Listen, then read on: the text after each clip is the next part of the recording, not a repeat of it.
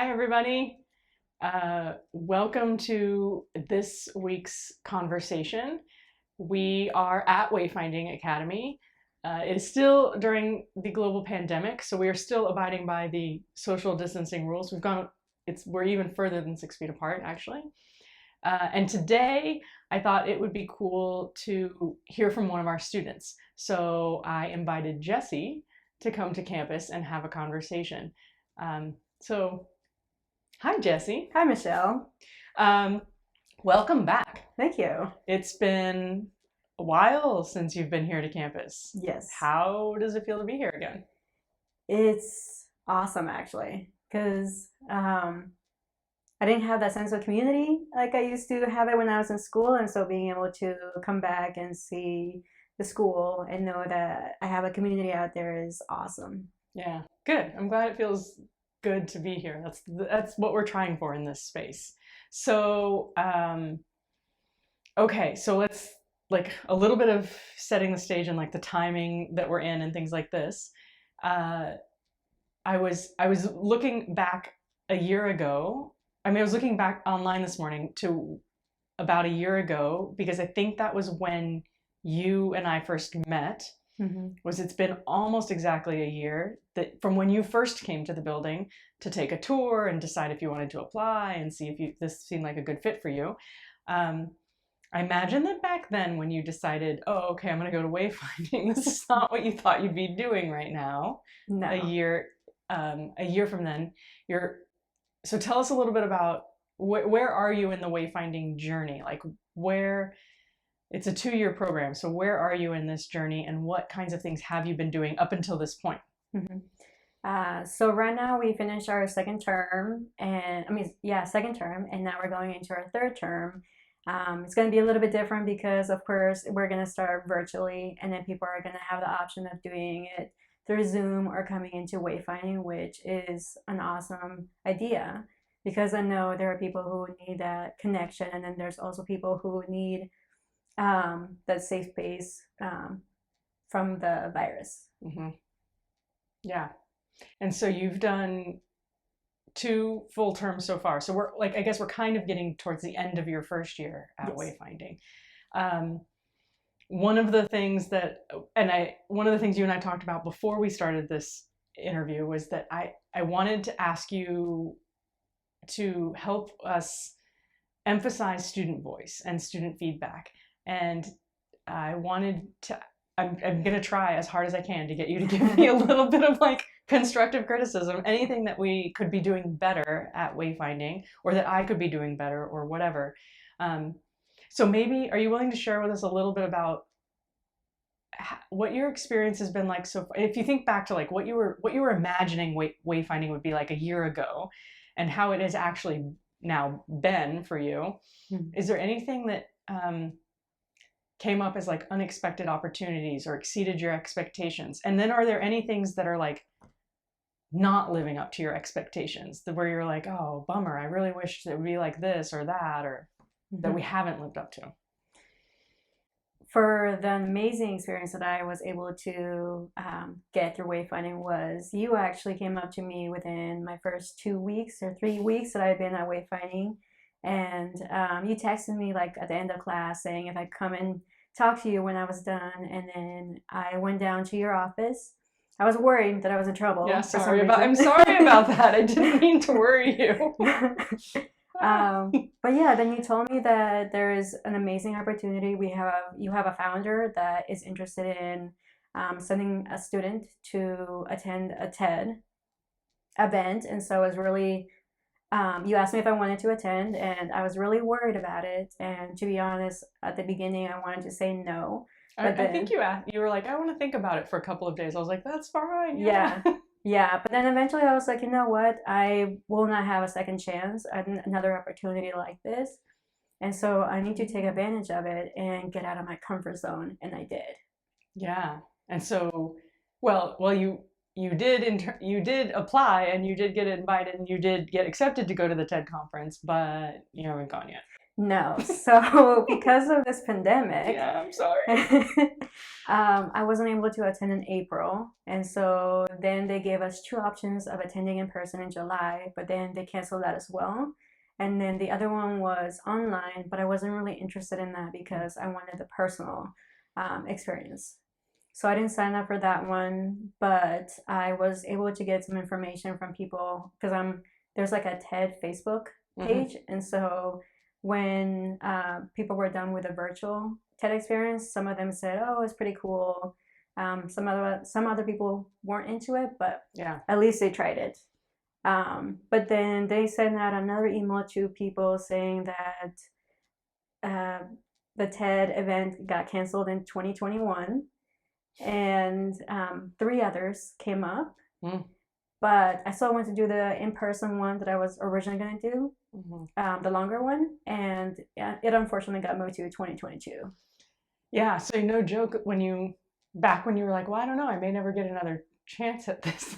Little did we know how true that was going to be, because I guess had you not said yes to that then, there wouldn't have been a 2021 to apply for, and the 2022 one is probably going to be filled most of the way with people from now. So that was like, yeah, I mean, good minor little lesson in taking opportunities that are presented to you and saying yes to exciting things when you get them coming your way, because you don't know when that'll come again. Huh? Yeah, and it's just going with the flow. Yeah, and patience. Oh my gosh, so much patience right now. Yeah, oh, it's amazing what we're accidentally learning during this time that we didn't really set out to learn. So that's actually one of the things that I feel like I've personally been thinking about a lot lately is, and I know that you guys talk about this in Wayfinding 101 a little bit when you talk about values and understanding your values and who you are. But I feel like values are one of those things that feel like nice and warm and fuzzy to talk about when everything's going fine. And as the leader of an organization, we have values that we live up to as an organization, which feel much easier to live up to when stuff's going well. But then when you're suddenly in like crisis management mode and you're still trying to live personally according to your values, but also as an organization live according to your values, it just takes a little bit extra focus and a little bit of extra work, I feel like. So maybe, okay, let's talk about that for a moment, maybe, partly with relation to the TED situation that you're having to go through, and also the situation that Wayfinding as an organization is going through right now. One of the lines of our creed, which I believe, and it's just a little harder to be real excited about it right now. One of the lines of the creed says, the future is uncertain, that's good. I mean, we chose that on purpose. We intentionally have that's good there. But right now it feels a little, maybe too much uncertainty, or uncertainty overwhelm, or something like that. So it's been 2 months now that we've been trying to navigate as a community this pandemic and how we're going to handle it and what we're going to do.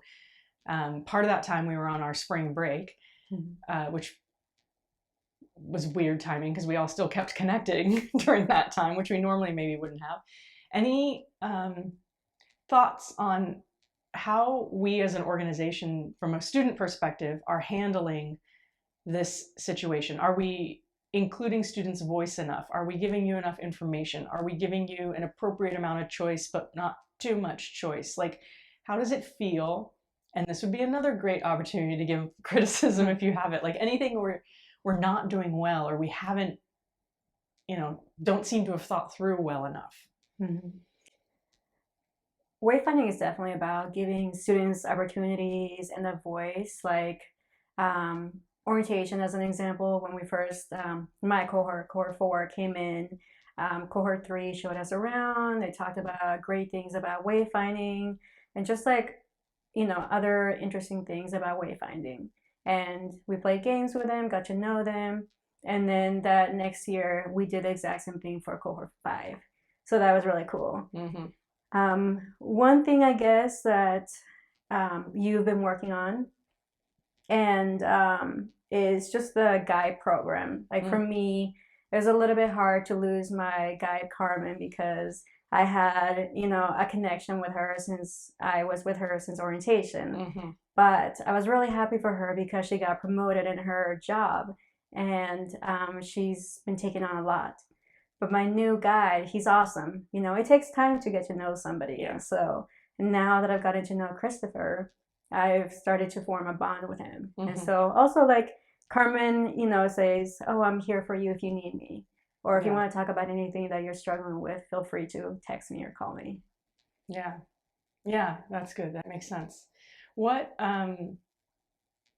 for people who don't know or don't often get the chance to hear from a student directly about the guide program, how would you describe the guide program? Like, what is that? What is the role of that relationship in your wayfinding experience, at least so far? A guide is like having almost like a best friend, but also like a family figure. Because if you're stressed out, then they always say you can come to them. Or if you need help with homework, they'll help you out.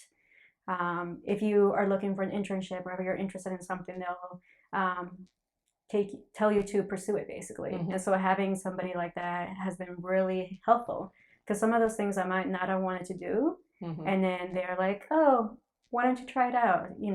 It's not gonna, it's gonna get you out of your comfort zone and it's not gonna hurt." Yeah. So, yeah. I often think that being a guide is one of the hardest roles that we have here. Yeah. Because they're kind of asked to be everything and do a lot. Yes. And they have to, and each guide works with multiple students, so they have to adapt to every student in a different way. So I'm super grateful for our guides. Yeah, me too. Great. Yeah, they're amazing. So we're recording this in like the middle of May. So what comes next for you what's the next step of this wayfinding experience? Like we're about to start the summer term. So how are you feeling about the summer term? How are you feeling about how wayfinding has had to prepare for the summer term in a very different way than we ever have before? How are you feeling about all of that? And do you have the information you need? Yes, I feel like Wayfinding, you, Jean, have been doing a really good job of keeping us informed on everything that's happening during the pandemic and how school is going to start up, what we need to do when we come into the building, and just keeping, like, of course, the safe distance. And I'm excited to begin classes and labs and just see how we'll be able to do it with people wanting to do virtual on Zoom and then actually be here present. So that should be interesting. Totally interesting. Yeah. I guess I should also say I'm really grateful for our faculty right now who are figuring all of this out. Yeah. Yeah. How to teach in this really modified environment, which, yeah. Surprise. We'll see how it goes. Yeah. Okay. So that's the immediate term, what we've got going on. What about, when you look ahead to, like, let's say you're looking ahead to a year from now, when we're getting closer to the end of your wayfinding career, like the end of your second year, what are you hopeful for that's different next year, or that is enhanced next year that is different than now? I want to have much more of a self purpose in what I want to do. I want to have more confidence in who I am and be able to express who I am and just not hold back, because I feel like I can bring something to the table. And I also want to help communities that are not supported by people, give Indigenous, Native Americans, words, basically somebody to hear them out, because not everybody's going to hear them out. Yeah. You and I have talked a little bit about you wanting to have your first, so every wayfinding student does 2 internships, and you're talking about wanting to have your first internship focused on that community and that kind of thing. So, okay, in your ideal world, let's say that you get to make up your own internship and you're doing exactly what you want to be doing, like it's perfect. What would it be? Doing a personal film about Indigenous Native Americans' lives. I think that would be really, really cool because the indigenous Native American population is not as heard of by people, and it's, I feel like they get taken advantage of more than any other people around. Yeah. Yeah, and then there's a lot of stuff in the news right now that's just reinforcing, that they're the hardest hit right now. One of the hardest hit communities in the United States with the pandemic. So yeah. So one of the other values that we, again, I think we do an okay job of living up to this when everything is going well, but when things are hard, I think it just takes a little bit more reminding of the value and the importance that we hold in student voice and putting students first, and making sure students feel seen and heard and valued. So as we've been doing this crisis management stuff over the last couple of months, we as a crew and as a faculty have tried to keep reminding ourselves of the importance of making sure students have say and have voice in that. I would love to hear your perspective as a student of how you feel like we've been doing maybe during the crisis time, but also maybe examples of other ways that students get to have voice and make decisions about stuff that we do as a community that you might not find in other colleges. Wayfinding has definitely been doing a great job with keeping us all informed during this pandemic. But in regards to student voices, our Learn and Explore trips have been really an awesome opportunity because we get to pitch a trip that we want to do. And I picked Guatemala because I'm from Guatemala, and I just would love for others to experience and just get to know the culture. And it got picked, and I was really, really happy. At the time I wasn't there because I was celebrating, I think, either my grandma or my mom's birthday. Yeah. But we all voted, the whole community votes, and including students, and we were like, oh, we want to go with Jessie to Guatemala. Yeah. And I was so excited when I got that. No, actually, Jean let me know when I came into school. Oh, that's right. And I was so excited. And so hopefully we'll be able to go to Guatemala in December because it's an awesome opportunity to just be a community in another country. Yeah. Yeah, I'm hopeful that we'll get to do some of those trips that we had planned. Well, that one, whenever it's happening, I don't care when it's happening, I'm going, I will be on it. Yeah, that would be great. Yeah, I do think that's one of the unique things is that students get to pitch and lead trips, which is a really unique opportunity. So I think that's pretty cool. And I appreciate that you keep saying we're doing a good job of keeping you informed and keeping your voice heard. I know there's got to be room for improvement, so I'm going to keep looking for it. Okay. And I might keep just asking you all the time, hey, now what can we do better? Now what can we do better? I don't know. Sometimes it just, I just want to make sure that we're caring for everybody as much as we possibly can during this time. So yeah, hopefully. Okay, so thank you for making the trip to the building, to the campus for the first time in a couple of months. It's good to see your face in actual person. Yes. Yeah. Yours as well. Yeah. Oh, thank you. I think I've been making a lot of videos lately, so a lot of people have seen my face. I hope I still look more or less like I in person. Yes. Like what you remembered. Cool. So thank you, Jessie.